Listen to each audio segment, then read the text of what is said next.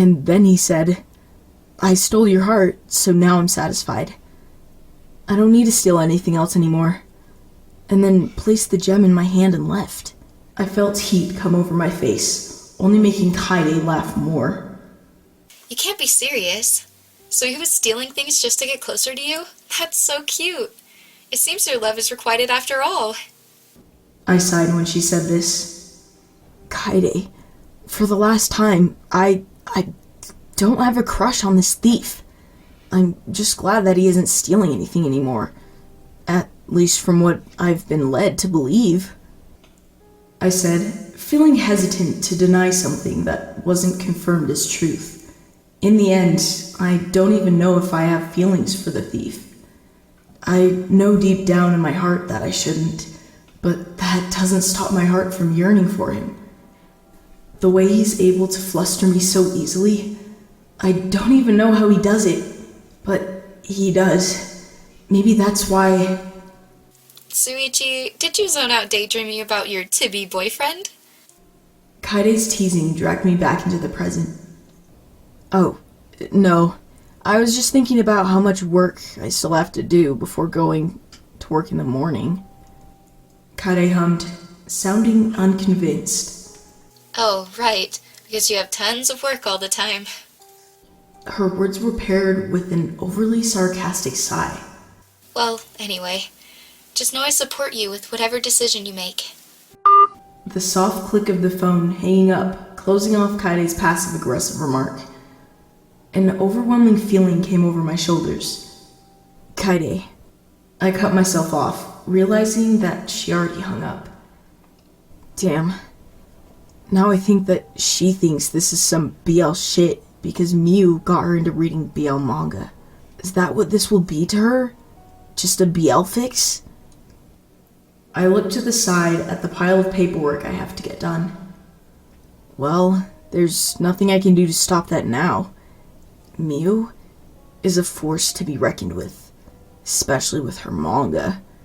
I shook my head, going over to grab a stack of papers. I need to get this work done. No need to worry about this now. All these files need to be organized because someone decided to go through the work files like a tornado again. So, they decided to put me on putting these files online for past cases. Since everything is going online now, I think it's good to be able to look over past solved cases to see how things were solved in the past. It can even help me with any new cases I'm on. Work trained on. My hands felt as though they were about to seize up and stop functioning properly.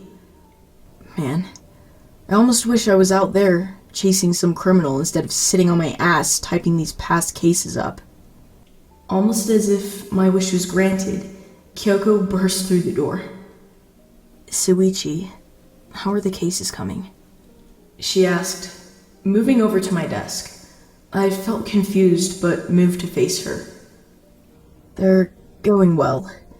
Just a little tedious to type everything up.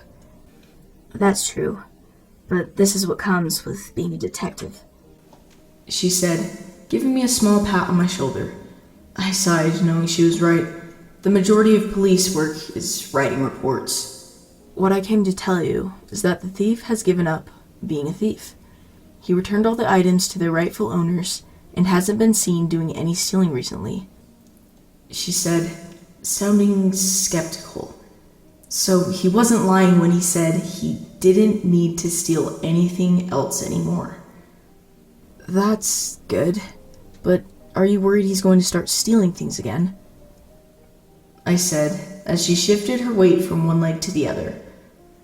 I'm not too worried about it, because there are other things we need to focus on, she said, tapping the pile of case files I needed to go through. I frowned a bit before she left the room. Working full days and overtime is the worst. I wish I could just go home when it's a certain hour, but I have to stay until all of today's tasks are completed. What a pain in the ass. Okay, I just finished the last one, I whispered to myself before checking out of the office. I let Kyoko know I finished, and she wished me a good night before going back to what she was doing. My steps felt heavy as the reality of how exhausted I was finally sunk in. I needed to get some sleep, and that was a fact.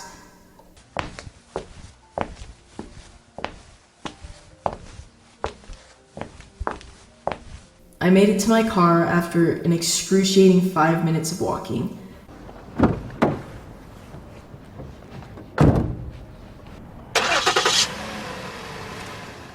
Starting my car, I leaned back in the seat, letting my mind wander. I wonder what the Phantom Thief meant by stealing my heart. I know it wasn't in a literal sense, but I can't help but wonder if he feels a certain way about me. I can't say for sure because, for all I know, this could be another lie to fuck with me. I shook my head a bit to focus back on the task at hand, getting home. I needed to get home so I could at least get a couple hours of sleep before going back into the office. I backed out of the parking lot and drove myself home.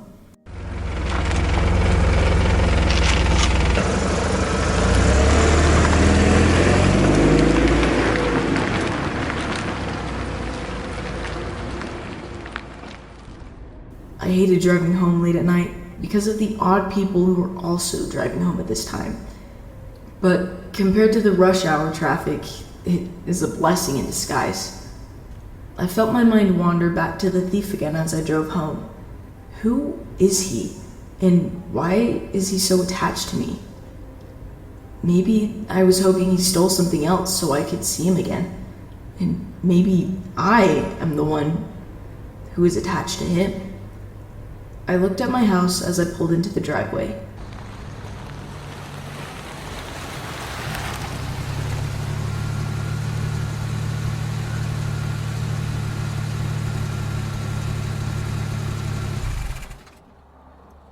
Well, keeping that out of my mind, I should get some rest, I thought to myself before going inside, locking my doors and going into my room.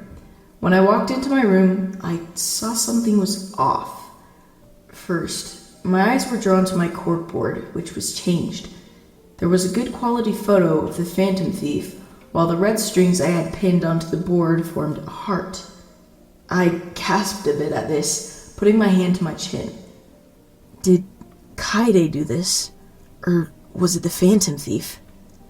I asked myself before I found a note on the desk. The note wasn't written in any handwriting I had seen before. It just says, I may have found one gem I missed. At the end of the note, it just had a date for Friday written. Does that mean that the thief wrote this and wants to see me on Friday? But why did he break into my house and mess up my board? I looked back over to the board, feeling a blush come to my cheeks. Shit. I moved over to where I kept my journals and found that one I was currently writing in was missing. Why? I asked, blushing more. The worst part about this is that my journal is the one I wrote about him. Fuck. The next couple of days, the thief has been leaving me notes all over my house and even in my office. It is driving me crazy. I got better locks on my windows, but that doesn't even seem to help. He just keeps coming in and stealing things from me. My clothes, my journals, my pictures. It's honestly getting annoying. Okay, here are all the notes he left me, I said, looking at my dining table before I put together the notes which compiled the secret note written in code. More specifically, the dice cipher. The only reason I was able to figure that out was that Kyoko made me take a cipher class with her, so I could read anything written in secret code or anything else. The dice cipher is one of the few that I haven't seen in a while. I put the letters together in order of the dates that I received them. Then I started decoding it to have it say, Meet me, the park, 8 this evening. So he wants me to meet him at the park. I assume that must be the one near my house at 8 at night on Friday. I nervously fidgeted with my sleeves before I shook my head. I must be crazy, I said to myself, looking over at the clock. It's already 7:30 p.m. on Friday, So I guess I'll go. Just to see what he wants, of course. Not because I have any other reason to go and meet the thief I was chasing once upon a time. I felt more than nervous about meeting up with the phantom thief. I also know that I could potentially get in trouble for doing this, but what the hell. He asked me to meet him, so I might as well see what he wants from me. I felt my heartbeat quicken as I got to the park. He was standing across the park by a bench. He was wearing his uniform and mask as he always did when he was stealing things. Nervous, I approached him, having no clue what he might do. Hey, Mr. Detective. Glad to see that you can make it. He chirped, making me blush. Well, I got your notes, and decided it would be best to see what you want.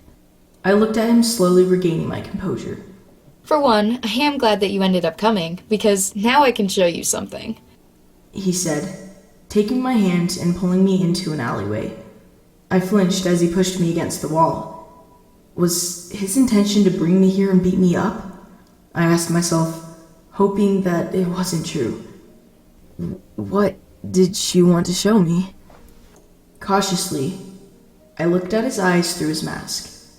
Well, first you have to answer a question of mine. Then I'll give you a reward. And then, finally, you'll be able to see what I wanted to show you. He teased playfully, drawing a circle on my chest.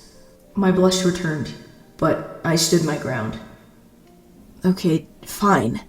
But then you have to let me go. I complied with him, mostly out of curiosity, while a little part of me was afraid of what would happen if I didn't comply with him.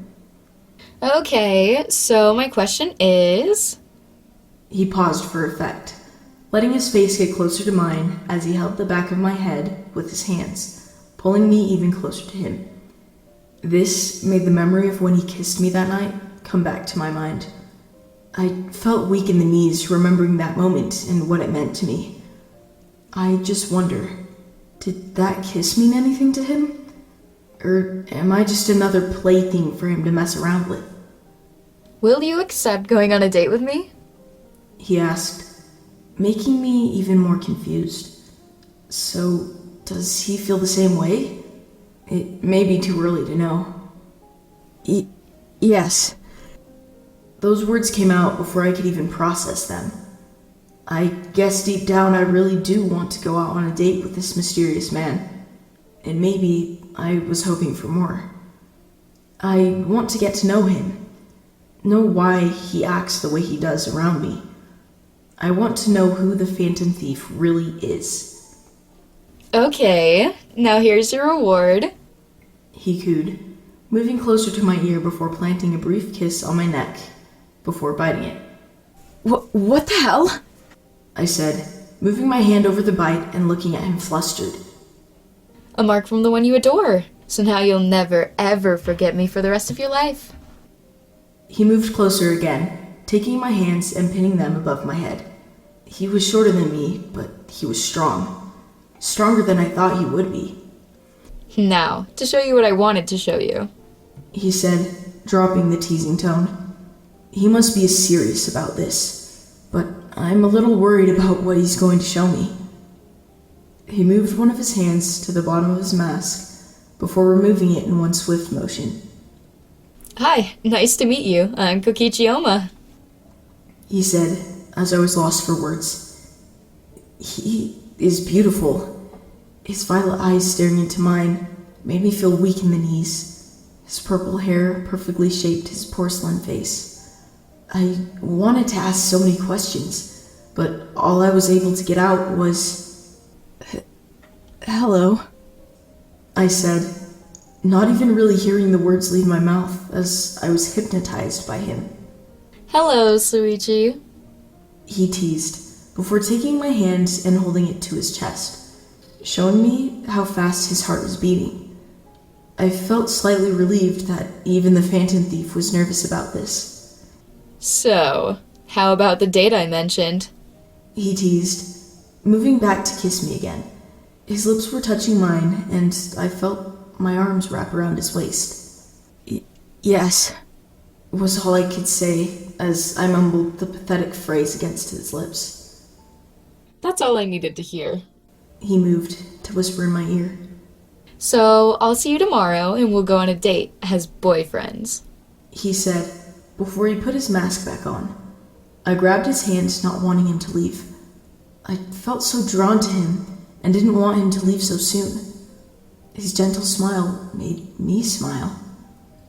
Oh, so my beloved detective wants to take me home with him. Who's the thief now? He said, making me burn under my embarrassment. I want to talk with you more. So, would you like to come to my house for tea? I asked, feeling more embarrassed that I was still holding his hand. I would love to talk to you more, Shumai. He said, holding my hand before leading me to my house. He is my diamond. So maybe this whole time I was the thief.